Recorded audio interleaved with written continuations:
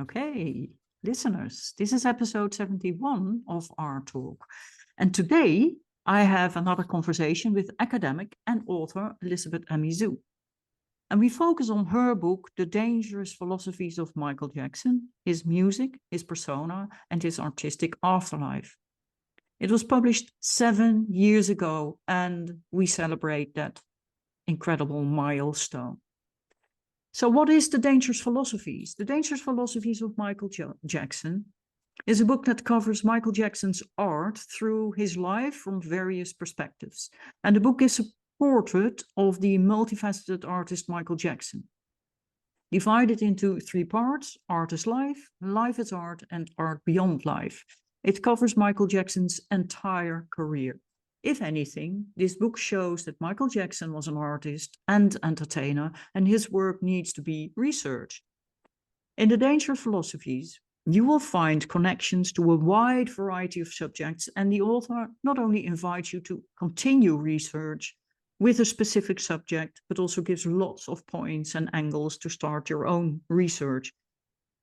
And I would quickly add to it also for artists and art historians, there's a lot to explore. Would you agree? Yes, definitely. Okay. Welcome, Liz. I'm really very honored that you're with me again. You're very welcome, Karen. Thank you for having me on the show. I love Art Talk. It's great. Thank you. So let's briefly go into the art of writing about art, because that's another thing. And as an art historian, I know it is daunting. Your book is academic, and you write about an artist, Michael Jackson, and about his art. Now, we have seen many books writing about personal experience, a few academic books that do not really write about the art itself. Some of them use Michael Jackson to make a point on a topic that is more wide, universal. Do you have some idea why that could be? And what makes it so inspiring for you to write about the art of one of the biggest artists that danced this earth? Yeah, that's a really, really powerful question. It's really, really interesting. One of the things you asked me was, why do I think people generally don't write about Michael Jackson's art? And I think it's because there's a lot of like smoke and mirrors. There's lots of smoke, it's almost like a smoke screen of tabloid ephemera, which was massively pervasive in his lifetime, and which is still endemic today, which is still there today. And it shifted the focus away from Michael Jackson's art to his personal life and to conjecture and speculation around his personal life. And the art kind of became secondary. And then there was a move not to embrace Michael Jackson in academia. There was a strong movement to almost reject him from academia. Mm-hmm. So he was seen, there were lots of excuses given for this. Oh, he was too commercial to be recognized academically. Or he was not an intelligent person. He was just an intuitive person. Those are different excuses that people kind of give. And what happened was that there was a swift backlash against Michael Jackson because he wielded so much soft power. He wielded so much influence on popular culture, on the popular mentality of the nation, and he had a global reach, which was also impacting. And because of those reasons, I think that it's been a really long, hard slog to try and get Michael Jackson recognized in academia. And it wasn't until he died that a lot of academics started turning their attention to him. Yeah. I wrote something in The Dangerous Philosophies called A Critical Survey of Michael Jackson Studies. And in it, I discuss a range of articles that were written before Michael Jackson passed away. And there's a very few of them. There's only so many. If you'd like to share that document with your listeners, it's available for free. The visual critical survey.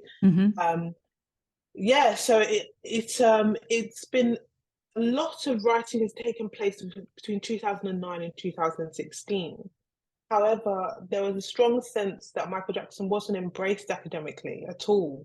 He was kind of ignored, as if, and then there was also the sense for me that people were still waiting to see what Michael Jackson had to come up with, because he always surprised like the global audience that he had Yeah. with something new, with something spectacular.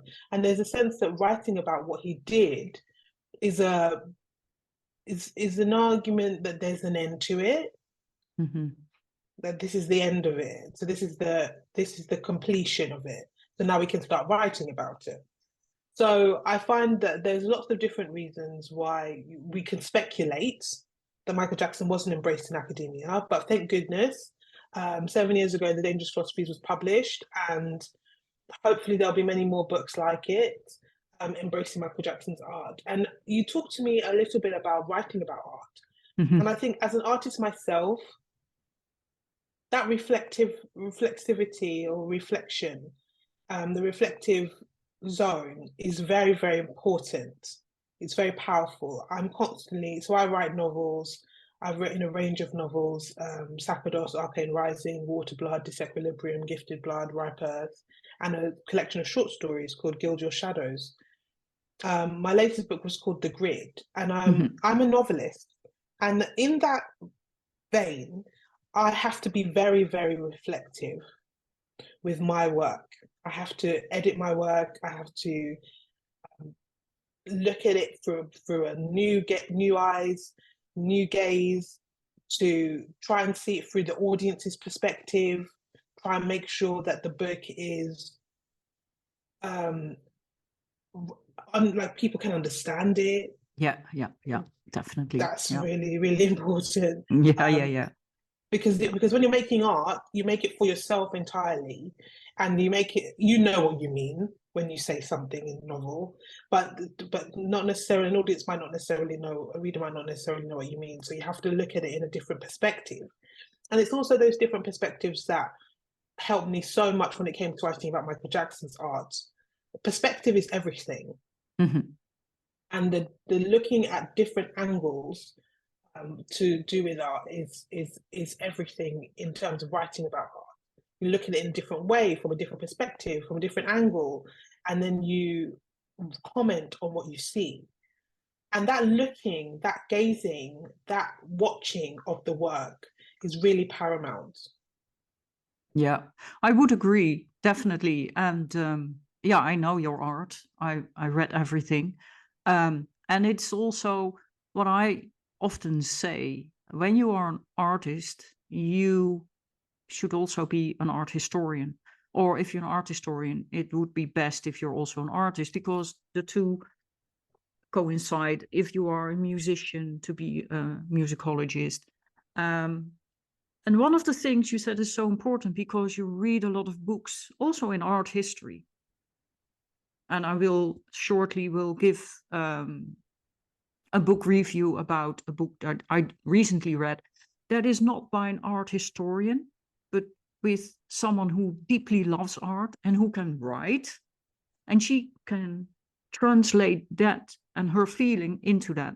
So a lot of the time you see academic books, also in art history, and a lot of people have a difficulty plowing through the words and the sentences and the text, and what the heck are they meaning? What's the meaning behind this?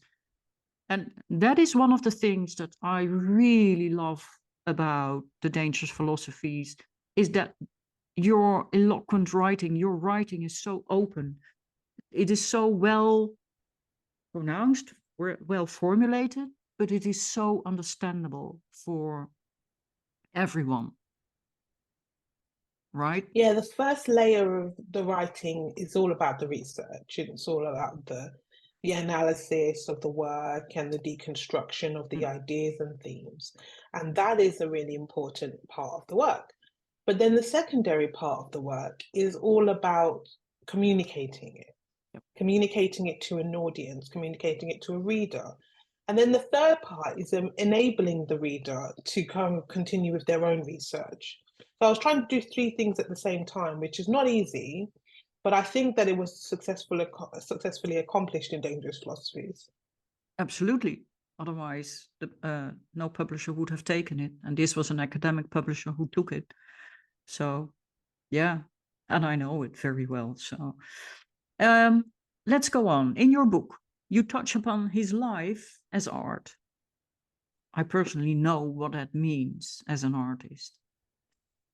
Do you think that the personal experience the artist Michael Jackson had played an important role in his art? And do you see this also with other artists? I think it's very important to state that like no artist creates in a vacuum. So every person who creates art on this planet is influenced by their own experiences. There's no way that you can make art without being influenced by yourself. And then there's also a sense of like an excavation of self, an archaeological, like seeing oneself as like an archaeological dig site, like seeing one's past, one's emotions, one's experiences, one's reactions to things as a mind to be excavated for rich ideas and for rich creativity. And so I do think that Michael Jackson's life would have impacted his art, sometimes in a very literal way. So, for example, in the song Childhood, Mm-hmm. and sometimes in a very non-literal way, a literary way, Mm-hmm. such as songs like Thriller. Yeah. You know, And would you say his history, I think that's an extensive way of his life converted into art, or not? I don't think so, no. I think that the direction in which the work took, because History was originally supposed to be a greatest hits album called Decade. And Michael Jackson was supposed to produce Decade and produce this album of greatest hits, and he just kind of wanted to do something different. I feel like he really accepted that the greatest hits album is like a seal of on a career, to sort of say, okay, this is what I've done so far, and this is as good as this is essentially as good as it gets. And but Michael maybe Jackson didn't also, want to do that. He didn't and want to. maybe, He didn't want to say yeah, that. but I thought maybe also commercial, purely. And he is an artist who wants to The expand greatest hits himself. album is, I think it's a staple of music, the music industry. It's not so strongly now in the world of streaming. It's not as strong as it was to release a greatest hits album. However, in the world of CDs and vinyl, it was a very, very important part of the like production of essentially selling the same thing to fans in over another and over package. again in another package. Yeah, sort of like, let's make some more money from this. And just in between, everything has changed. I mean, you and I, we know what it was to get that album, to get the CD, to get the vinyl, to have it in your hands, versus what now is, let's see on my phone. What are your thoughts about that? What do people miss out Well, I on wrote the about actual it art? a lot in Dangerous Philosophies, and I will write about it in future work. Michael Jackson transcended the physical to encompass the virtual. And what we have with streaming is we have more of a virtual environment for music consumption and for streaming of music. We have a lot of things that we didn't have before. So we have easy access to interviews with things like YouTube, easy access to interviews. I remember when I used to have to like wait for an interview with Michael Jackson to come on the telly, and then I'd have to video record it on a VHS tape, and then I'd watch it back later. Whereas now you can instantly access thousands of interviews with an artist, or as many interviews as there are. You have podcasting, you have streaming of music, you have streaming of short films and music videos. So young people and people in general, consumers, are engaging with music. They are engaging with the music and the media production that they love. It's just they're engaging in it in new ways. It's not as physical as it was. No. It's not as corporeal as it was. It's more insubstantial, but it's just a new way of experiencing it. So the physical device on which they listen to the music is still a physical device. That's true. But there is another thing, and I had to think about it whilst you were talking. When we knew something would come out, we had to wait before the artist gave it free. That was exciting. And now it's like an instant gratification. Yeah, your phone or whatever you use is a device that you have in your hands. But when it's out immediately. When I post this podcast later today, it's out. It's out there. You don't have the excitement. Oh, next week then. Or, oh, there was something in that. There was, but it's a different generation. It's a different generation. It's like saying that because books have become digital, the feeling and the experience of a physical book is gone. That's not true. No. That's not true at all. The medium might have changed, and the substantiality of the materiality of the work of the thing might have changed, but it's not gone. Album art is still very important. Of course, we still have books. Yeah. The way singles are consumed is very different to the way albums were consumed. And the way albums are consumed now is also very different. Young people are still consuming albums, they're still consuming music that could be seen as before their time. You know, for example, for me, Michael Jackson is really before my time, honestly, to be honest. And I'm fascinated with it because I wasn't able to access it through videos, through short films, through documentaries and things like that. So I think that young people are actually consuming music from all through the musical heritage.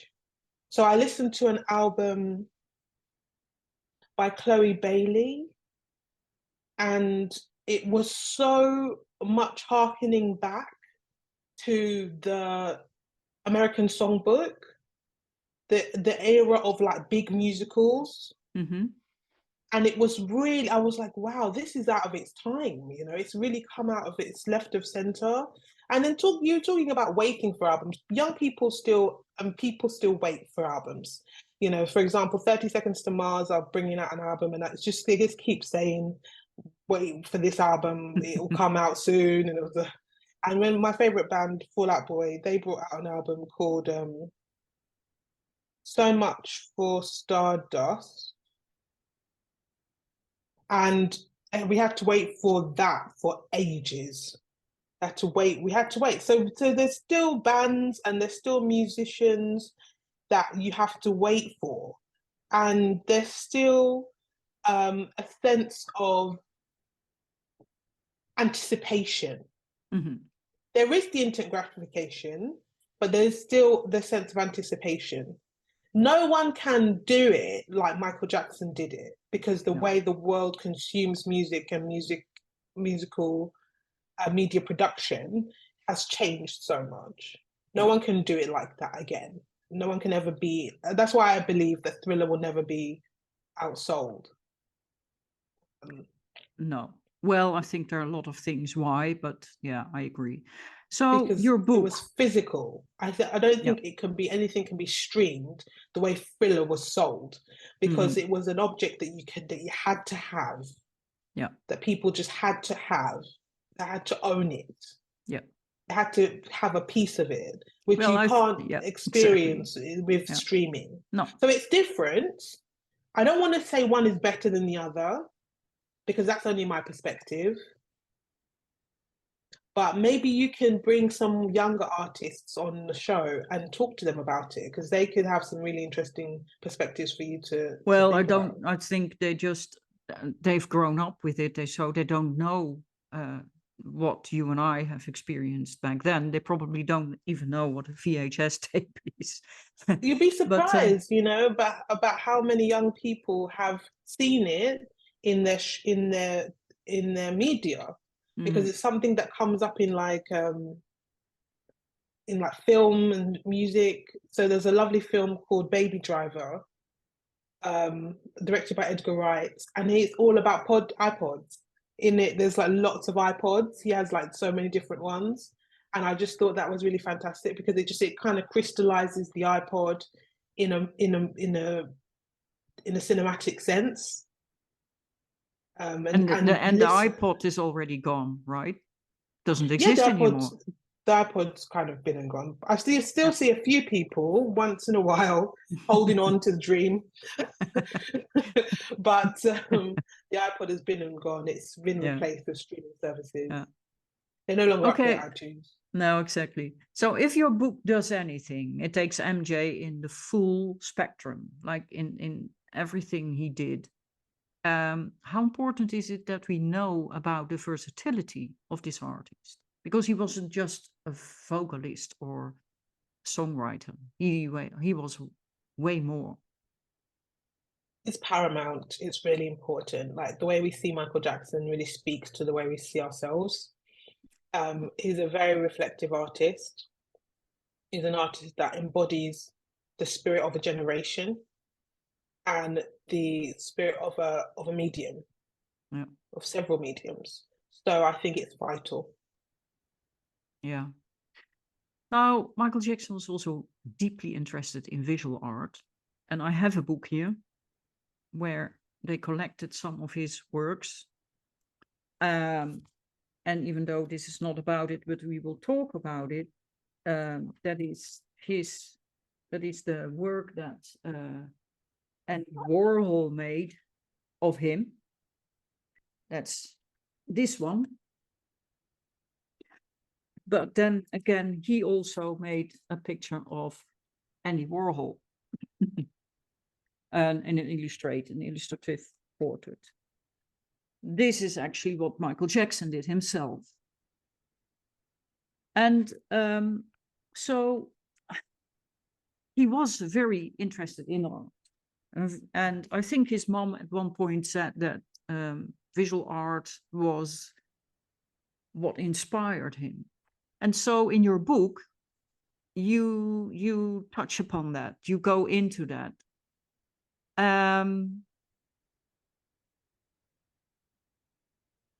His work "Scream," you write in the chapter with Andy Warhol. You write about "Scream," where he morphs into artists like Pollock, Andy Warhol himself, and René Magritte. Now, Pollock is known for his drip paintings from the abstract expressionism era, Warhol from the era of pop art, and Magritte the surrealist. And Magritte the latest, so it's also in a particular order, was actually influenced by pop art and minimalist art and even conceptual art. Have you any idea why he particularly chose these artists to morph into? Because I personally would imagine him morphing into Michelangelo, because he loved that work so much, and he compared himself with, it's already in the stone, I only have to bring it out. And he said the same of his music. Well, it's definitely about art with a capital A. And Michael Jackson, in his early career, we don't seem to see art in a capital A being the fundamental focus of his production of work. He seems to be concerned with creating music. He's a musician. Yeah. And create dancer. But then we see later on in his career, towards Dangerous, a real focus and interest in art with a capital A. And we see a move towards artistry and creativity as a vocation, And I think that those morphing elements are indicative of that, are indicative of Michael Jackson's move towards art with a capital A. Now, I don't want to say specifically the reasons why Michael Jackson may have chosen, and the director of the short film, and Janet Jackson, who is in Scream as well, may have chosen to do that, because that's just speculative. But it's something very interesting that we can embrace, something very interesting that we can decode, and someone could write a beautiful research piece just on those three artists and Michael Jackson. Yeah. And talking about Michael Jackson and Andy Warhol, by the way, you write a lot of comparisons, you noticed in the chapter Through the Looking Glass. Why did you choose Warhol for that? Warhol, I found Andy Warhol really fascinating, because he turned some things that were art to him into art for everybody. And that democratization of the work is something that I'm really fascinated by. I feel like there are gatekeepers in the world of creativity and in the world of academia who kind of keep some people in and some people out. And Andy Warhol is fascinating to me because he seemed to be able to surpass that. He seemed to be able to break through those barriers and to circumvent them. And just with like the Campbell Soup prints, that is just, you know, taking something that is so mundane and so everyday and making it into art, making it into pop art. I think that just the conception of doing that, to conceive it, is really fascinating. So Andy Warhol really fascinated me in terms of his process and the way he presented art, the way he conceived of art, the way he thought about art in general was revolutionary. And I think that really goes for Michael Jackson as well. Yeah, I can see that, definitely. I can see that also in the consumerism, the multiplying and making it democratic. Because and that is interesting in Michael Jackson, is that he walks the tightrope of art with a capital A and that of a lowercase a. And yeah, that's interesting. And Warhol is from the pop art movement, and those artists brought attention to consumerism. Yeah, but it's also, again, like looking at making the world look at itself. Because consumerism is something. That's what they do with the pop art movement. But in what way did MJ put that in his work? How did he make that into his work? He used the medium of audio. He used audio, he used records, he used vinyl, and he used CDs, then he used streaming. And he used all those things, and then he used short films, and he used the television.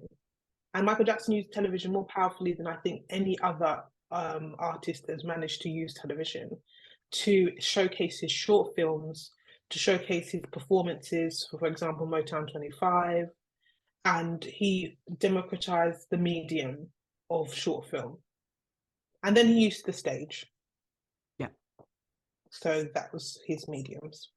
Definitely. Yeah, so that whole chapter, Through the Looking Glass, is a metaphor for the TV screen? No. Then what is it? It's a sense that you're looking at something, which is the looking glass, which is the mirror. And we have the mirror is the overarching theme of the chapter. It's the mirror. It's the sense that there's a beautiful film, Matrix, and I really love Matrix Resurrections. And there's a wonderful sense of, if you can find a mirror, you find a gateway to the real world. And there's a sense of like touching the mirror, looking in the mirror encompassing oneself, Narcissus, Lacan, the mirror stage. There's all these ideas about the mirror and looking at oneself and this excavation of self, and that mirror being turned to face the audience. And that's what I think Michael Jackson and Andy Warhol share. So it's about mirror. Yeah, and going fantastic. through the mirror. Yeah, fantastic. Yeah, the looking glass is a mirror. A mirror. Yeah. I also had like, okay, if Campbell soup in the tin has multiple prints, multiple songs and short films in thousands of living rooms. Is Yes, that definitely one of the comparisons you make? And so do you think that for Michael Jackson... And being watched repeatedly, like you find something anecdotally about Michael Jackson is that people generally do watch and listen to his music and his short films repeatedly. Yeah. So it's the same thing. Yeah. And Andy Warhol famously said, I like to watch something that's the same. Mm-hmm. I don't want it to be similar. I want it to be exactly the same. Because the more you watch the same thing over and over again, it changes. The more empty you feel. Oh, and all the meaning goes away. Yeah. And I feel like that is something I actually experienced as a child, watching the same thing over and over again. So the meaning is just gone. And as an adult, I've experienced that as well. The meaning, so it's devoid of meaning. Mm-hmm. And the meaning goes away, and then the emptier it is, has been emptied out of meaning, the better you feel, because you're not having to work to bring meaning out of the medium. It is an interesting thing because children want to see things the same and the same and the same, on repeat, on repeat, on repeat, and repeat. And they say that in fairy tales, children listen to that and they have like, oh my God, that's horrific. But they experience that completely different than we adults do. So it could be that what you say, if you do this on repeat, the same and the same and the same, the meaning goes away. Also for children in that sense. Yes. You think so? Yeah. It's comforting. I understand that, because there are certain things. So Michael Jackson watched The Three Stooges. Mm-hmm. Anecdotally, this is anecdotal stuff. Over and over again, he liked comedy sketches and things like that. Yeah. And he would watch them on repeat. And I've one of my pet passions is just watching episodes of Family Guy on repeat. And I've watched every single one, like many times. But the meaning has just gone. Mm-hmm. So it just is comforting. It's just something that's on. It's noise. It's funny, but but you know all the jokes already. There's no surprises. And it's just an anecdotal thing. It's just an artist thing. Artists have a lot of quirks, and we're quirky. And I think that is one of our quirks, things like that. Wow, you expose me here, Liz. No. Well, I haven't said any quirky things about myself, but maybe one time for the listeners. So let's come back to your book, The Dangerous Philosophies, and Andy Warhol. And it is all, they put a mirror in the face of the people. You are just consumers. You consume yourself. And you could, also. But what we want to consume is us. Like, the only thing we really care about is ourselves. The only thing we're really fascinated by is ourselves. We're not really interested in other people. Unfortunately, that's the nature of the human being. We're just focused on ourselves. So anything that reflects ourselves back to us is seen as positive and good. And then if it reflects things in ourselves that we don't like, then we attack it. Mm-hmm. And that's where Michael Jackson came a cropper. That's when he came unstuck, because he would reflect back to society things about society that society didn't want to acknowledge or didn't want to focus on. So he wrote a song called The Lost Children, which is all about like children that have been abducted or stolen, or bad things have happened to those children. They've gone missing. And I just feel like, that song, it's like he's got another song called Do You Know Where Your Children Are? And it's just a sense of reflecting to society with music, things that society doesn't want to acknowledge. Yeah. And Because things they're that have gone painful. on for centuries. Yeah. They're painful things. Yeah. And they're the almost the shadow side. Yeah. He reflected the joy, the massive joy of being alive and being human, but he also reflected the sadness and the cruelty and the viciousness of being human as well. Yeah. Yeah. Yeah. And so he shows us that, but in the same time, he was also consumed. He was consumed. And that was a serious thing. So how do you think that that influenced his work? Well, that consumption is fascinating. It's something that I do touch upon in Dangerous Philosophies, that I am really focused upon in my current research. I feel as though it takes a lot of toll on the mental health of a person to be a commodity the way Michael Jackson was a commodity. Yeah. It's a type of slavery, I think, because there's not the recompense, the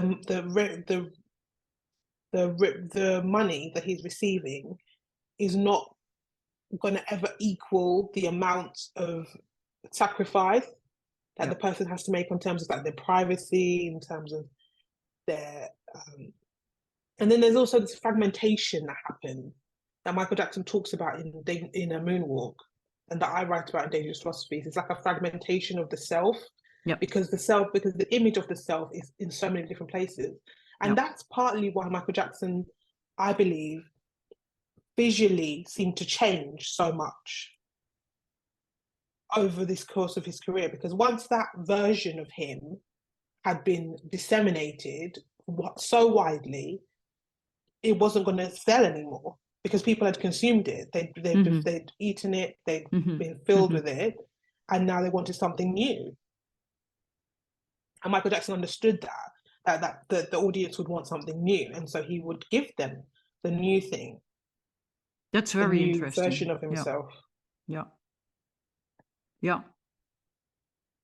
Yeah, that brings me on thoughts about how we look at things, also how we look at art, and how we consume that art.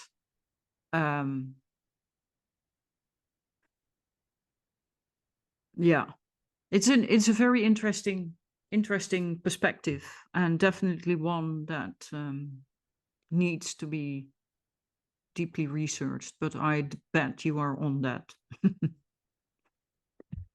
Thank you so much, Liz.